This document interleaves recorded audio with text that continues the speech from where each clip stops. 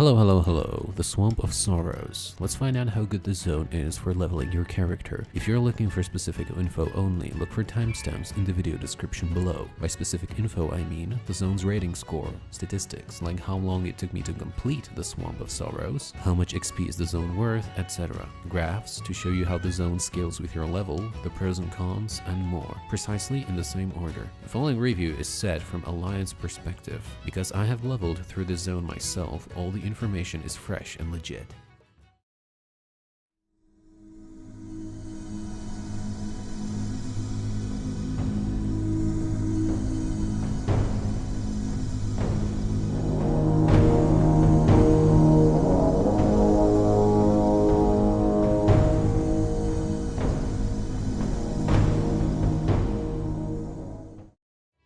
My score and rating of the Swamp of Sorrows is a 4.3 out of 5. I was playing a Fury Warrior and managed to finish the Swamp of Sorrows in 59 minutes and 38 seconds. Throughout that time, I earned 5 levels in total. Remember, the amount of XP you get depends on your character's level, because the zone scales to it. I had War Mode on, 100% mount speed, and all heirlooms equipped. I was earning 8.48% XP per minute. This translates to earning 1 level every 12 minutes approximately. The leveling value of every zone decreases the higher level you are. This is because of the scaling system. Now let's take a look at some graphs, where I will show you how the scaling system affects the zone. Check the timestamps in the video description to skip this part if you want. The green graph shows the minimum XP net worth of the Swamp of Sorrows. The brown graph shows the minimum XP per minute acquirable. The x-axis on both graphs represents your character's current level. Realistically, however, your values should always be higher because the values in both graphs are derived from quest hand-ins only. As you can see in my example, the Swamp of Sorrows earned me 6 levels, which is 24.6% more than what the green graph shows. I had 8.48% XP per minute, which is also 24.7%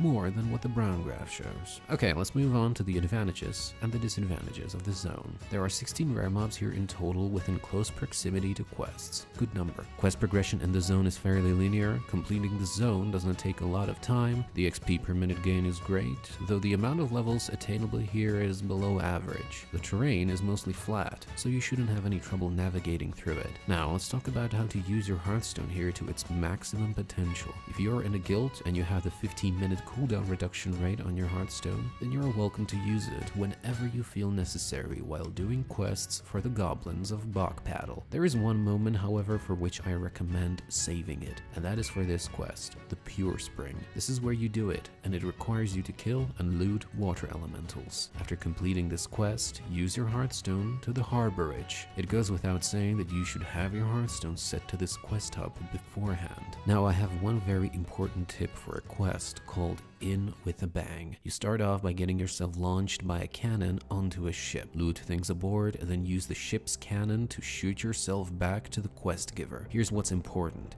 The angle which your character is facing matters, because that's the direction towards which your character will be launched. Make sure you don't screw up, otherwise you can get thrown balls deep into the ocean. Thanks for watching. Share, like, dislike, subscribe, unsubscribe. Have fun leveling, or at least try to have fun leveling. Until another time.